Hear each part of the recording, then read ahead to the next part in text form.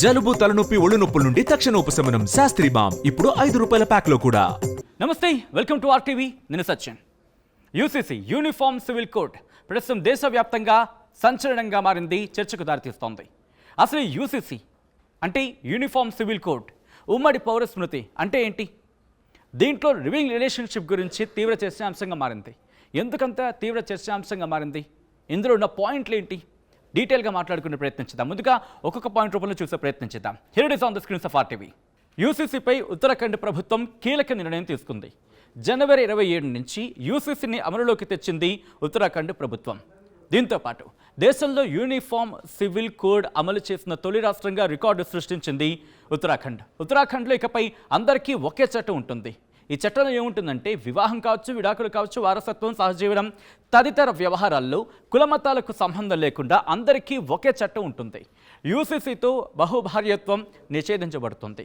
దీంతోపాటు 18 ఏళ్ళు నిండితేనే అన్ని కులాలు మతాల బాలికలకు వివాహం అనేది వాళ్ళకి చేయాలి. ఇకపై అన్ని వివాహాలను రిజిస్టర్ చేయించాలి.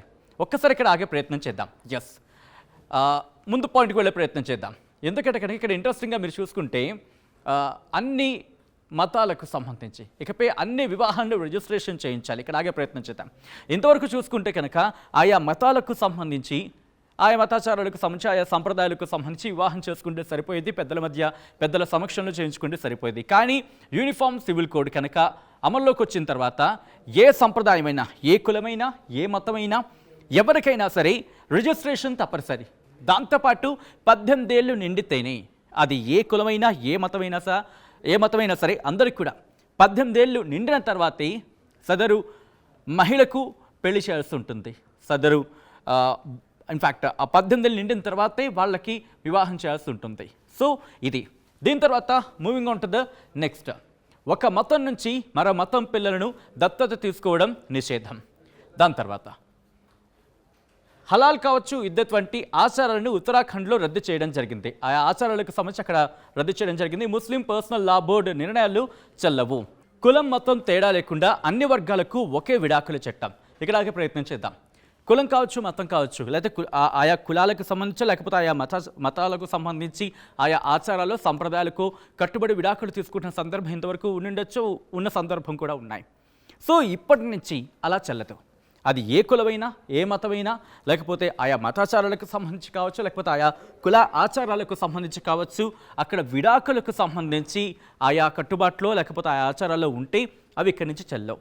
అందరికీ ఒకటే చట్టం, విడాకుల చట్టం అమల్లో ఉంటుంది. యూనిఫామ్ సివిల్ కోడ్ ఇంప్లిమెంట్ అయిన రాష్ట్రాలు అంటే ఉత్తరాఖండ్లో ఈ రోజు నుంచి కులానికి, కుల ఆచారాలు బట్టి విడాకులు కావచ్చు, లేకపోతే మత సంప్రదాయాలు బట్టి, లేకపోతే కుల సంప్రదాయాలు లేకపోతే మత సంప్రదాయాలు బట్టి విడాకులు ఉంటాయి కదా, అటువంటివి చెల్లవు.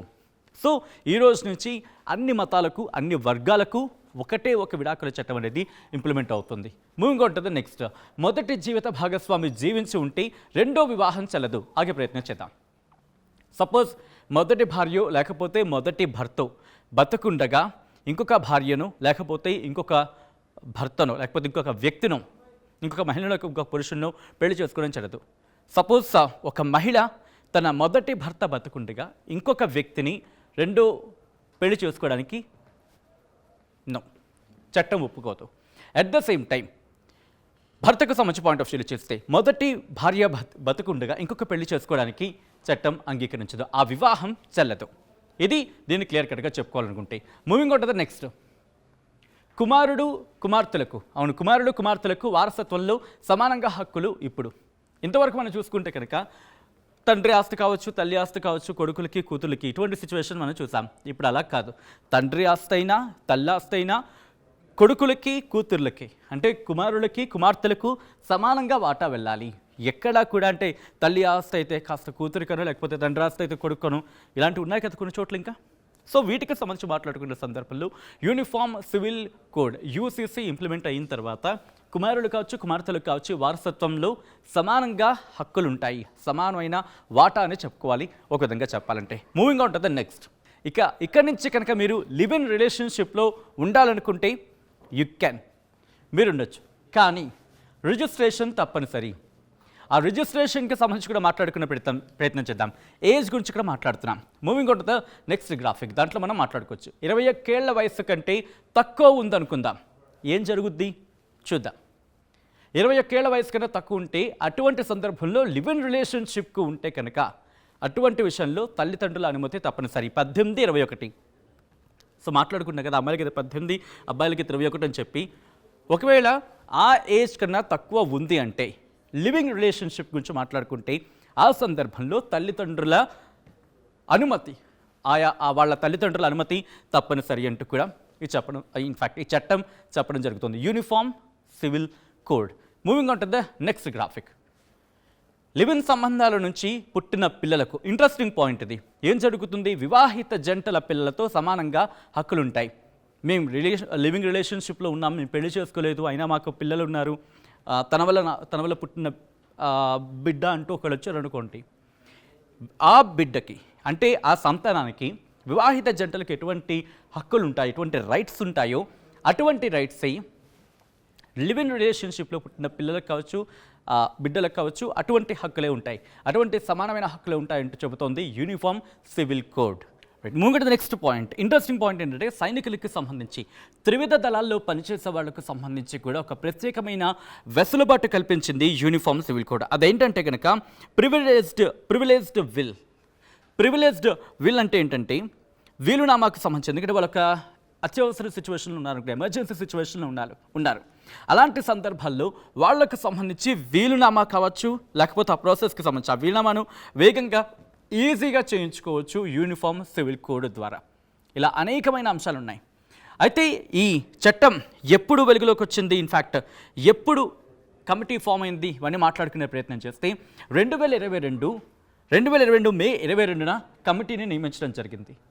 ఆ తర్వాత అంటే 2024 విషయానికి వస్తే ఫిబ్రవరి 2న కమిటీ రిపోర్ట్ ఇచ్చింది ఉత్తరాఖండ్ ప్రభుత్వానికి.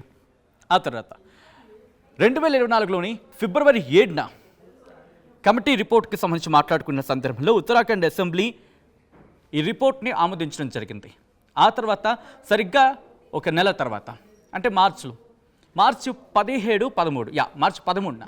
13న రాష్ట్రపతి ఆమోదం తెలపడం జరిగింది యూనిఫామ్ సివిల్ కోడ్కి. ఆ తర్వాత ఈరోజు అంటే జనవరి 27న 2025న ఇంప్లిమెంటేషన్ చేయడం జరుగుతోంది ఉత్తరాఖండ్ ప్రభుత్వం తొలి రాష్ట్రంగా మారింది యూనిఫామ్ సివిల్ కోడ్ని ఇంప్లిమెంటేషన్ చేయడంలో. అయితే ఇంట్రెస్టింగ్గా ఇక్కడ యూనిఫామ్ సివిల్ కోడ్ గురించి మాట్లాడుకున్నప్పుడు మరి ముఖ్యంగా కులాలకు సంబంధించి మతాల గురించి సంబంధించి కావచ్చు మాట్లాడుకున్న సందర్భంలో అక్కడ ఎవరెవరు ఏ వర్గానికి సంబంధించి ఏ స్థాయిలో ఉన్నారనేది ఒకసారి మేము ముందుంచే ప్రయత్నం చేస్తున్నాం. దాదాపుగా ఉత్తరాఖండ్కి సంబంధించి జనాభా చూసుకుంటే అధికారిక లెక్కల ప్రకారం 1 కోటి అనుకుంటే ఇప్పటికీ అంటే దాదాపు గత లెక్కల ప్రకారం దాదాపు ఇప్పటికీ 1,16,00,000 పైసలకు ఉండొచ్చు అంటూ కూడా ఒక చర్చ జరుగుతోంది. ఈ నేపథ్యంలో అక్కడ జనాభాలో హిందువులు దాదాపుగా 83% మంది ఉంటే కనుక ముస్లింలు దాదాపుగా 14% మంది ఉన్నారు, సిక్కులు 2%గా ఉన్నారు, దాంతోపాటు క్రిస్టియన్లు 0.37% ఉన్నారు, బుద్ధిస్టులు 0.15% ఉన్నారు, అలాగే జైనులు 0.09% ఉన్నట్టుగా తెలుస్తోంది. ఇక అదే ఇంప్లిమెంటేషన్ తెలంగాణలోకి వస్తే సిచ్యువేషన్ ఏమిటి అంటే కనుక సేమ్ ఇటువంటి సిచ్యువేషన్ ఉంటుంది. ఇక్కడ జనాభా గురించి మాట్లాడుకుని దాదాపు 4 కోట్ల జనాభాగా మనం మాట్లాడుకుంటూ ఉంటాం. దాదాపు 4 కోట్ల జనాభాకు సంబంధించి ఇంప్లిమెంటేషన్లోకి వచ్చింది అనుకుందాం. అప్పుడు ఎటువంటి సినారియో ఉంటుంది? ఇప్పటికీ ఉత్తరాఖండ్లో అక్కడ ప్రభుత్వం ఇంప్లిమెంట్ చేసిన తర్వాత కాంగ్రెస్ అయితే ఒకటే చెబుతోంది, ఏకాభిప్రాయంతో ముందుకు వెళ్ళలేదు ఉత్తరాఖండ్ ప్రభుత్వం అంటూ కూడా. ఉత్తరాఖండ్ ప్రభుత్వం మీద కాంగ్రెస్ యూనిఫామ్ సివిల్ కోడ్ విషయంలో యూనిఫామ్ సివిల్ కోడ్కి సంబంధించి మాత్రం నిప్పులు జరుగుతోంది, ఎందుకంటే అది ఏకాభిప్రాయంతో వెళ్ళలేదంటూ. సో అటువంటి సినారియోలో తెలంగాణ దాదాపుగా 4 కోట్ల జనాభా, సుమారు 4 కోట్ల జనాభా. సో ఇటువంటి సిచ్యువేషన్లో ఇక్కడ హిందువులు 85% ఉన్నారు, అలాగే ముస్లింలు దాదాపుగా 13% ఉన్నారు, క్రిస్టియన్లు 1.3%, బుద్ధులు 0.09% ఉన్నారు, దాంతోపాటు సిక్కులు 0.09% ఉన్నారు, దాంతోపాటు జైనులు 0.08% ఉన్నారు. ఇది ఒకవేళ తెలంగాణలో ఇంప్లిమెంట్ అయితే ఎలా ఉంటుందనే అంశానికి సంబంధించి కూడా తీవ్ర చర్చాంశంగా మారింది. ఉత్తరాఖండ్ ప్రభుత్వానికి సంబంధించి ఇంప్లిమెంటేషన్ చేసింది మరి తెలంగాణ ప్రభుత్వం అనేది ఇంకా బిగ్గెస్ట్ క్వశ్చన్ మార్క్. ఇప్పుడు ఎటువంటి పరిణామాలు ఉండొచ్చు అనేది ఆసక్తికరంగా మారింది. అయితే యూనిఫామ్ సివిల్ కోడ్ అప్లై చేసిన తర్వాత దీని మీద రియాక్షన్స్ రావడం జరుగుతోంది. ఉత్తరాఖండ్ ముఖ్యమంత్రి పుష్కర్ సింగ్ ధామీ ఆయన రియాక్ట్ అయ్యారు. ఒకసారి ఆయన ఏమన్నారు చూద్దాం. ఆ తర్వాత ఇదే అంశానికి సంబంధించి ఉత్తరాఖండ్ మాజీ ముఖ్యమంత్రి హరీష్ రావత్ కూడా రియాక్ట్ అయ్యారు. దీంతో పాటు ఉపరాష్ట్రపతి జగదీప్ ధన్కడ్ కూడా రియాక్ట్ అయిన సందర్భం. ముందుగా उत्तराखंड मुख्यमंत्री पुष्कर सिंह धामी ఏమన్నారో చూద్దాం. हमारी पार्टी का ये संकल्प था देश की आज़ादी के बाद पंडित श्यामा प्रसाद मुखर्जी, पंडित दीनदयाल उपाध्याय और हमारे सभी पार्टी के जो फाउंडर मेंबर थे, संस्थापक सदस्य थे, जनसंघ के जमाने से ये हमारी पार्टी के मूल संकल्पों में रहा है. और देश के अंदर आज हमारे प्रधानमंत्री आदरणीय मोदी जी के नेतृत्व में जो भी संकल्प हमारी पार्टी के थे, जो भी हमारे एक तरह से ये था कि हम देश के अंदर देश के लोगों के लिए काम करना चाहते हैं, वो जनसंघ के ज़माने के हों, भारतीय जनता पार्टी के हों, उन सभी संकल्पों को आज पूरा माननीय प्रधानमंत्री मोदी जी के नेतृत्व में किया जा रहा है. चाहे कश्मीर में धारा 370 समाप्त हुई हो, अयोध्या में भगवान राम का भव्य और दिव्य मंदिर बना हो, या अब उत्तराखंड देवभूमि में समान नागरिक संहिता आज देवभूमि उत्तराखंड की जनता के साथ हमारे प्रधानमंत्री मोदी जी के नेतृत्व में किया हुआ जो वायदा है वो पूरा हो रहा है. उन्हीं के नेतृत्व में हमने देवभूमि की जनता से वायदा किया था, संकल्प लिया था और देवभूमि में आज इसको जो है पूरी तरह से लागू किया जा रहा है. అది ఉత్తరాఖండ్ ముఖ్యమంత్రి పుష్కర్ సింగ్ ధామీ కామెంట్స్. ఇప్పుడు ఇదే అంశానికి సంబంధించి ఉత్తరాఖండ్ మాజీ ముఖ్యమంత్రి హరీష్ రావత్ రియాక్ట్ అయ్యారు. ఆయన ఏమన్నారో చూద్దాం. इससे उत्तराखंड को कोई लाभ नहीं होने जा रहा है. और ये कॉमन सिविल कोड है भी कैसे, यूनिफॉर्म सिविल कोड जो है, यदि संविधान की जो भावना है समान नागरिक संहिता के लिए, वो देश को लागू होना चाहिए, पूरे देश में एक समान. आप एक छोटे से हिस्से में इसको बना रहे हैं, कह रहे हैं ये हमने बना दिया और इससे उत्तराखंड के लोगों की मुश्किलें बढ़ेंगी. ये वहां भी सब पर लागू नहीं हो रहा है, मगर इसके जरिए भाजपा के चुनावी प्रोपेगेंडा को जरूर जरा सा बल मिला है, मगर उत्तराखंड के सामान्य लोगों की कठिनाइयां बढ़ेंगी. అది చూసారు కదా పుష్కర్ సింగ్ ధామీకి సంబంధించిన reaction. At the same time Harish Rawat కి సంబంధించి మరిన్ని వీడియోస్ కోసం ఛానల్ ని సబ్స్క్రైబ్ చేయండి. లేటెస్ట్ అప్డేట్స్ కోసం వాట్సాప్ ఛానల్ ని ఫాలో అవ్వండి. ఆ లింక్ డిస్క్రిప్షన్ లో ఉంది.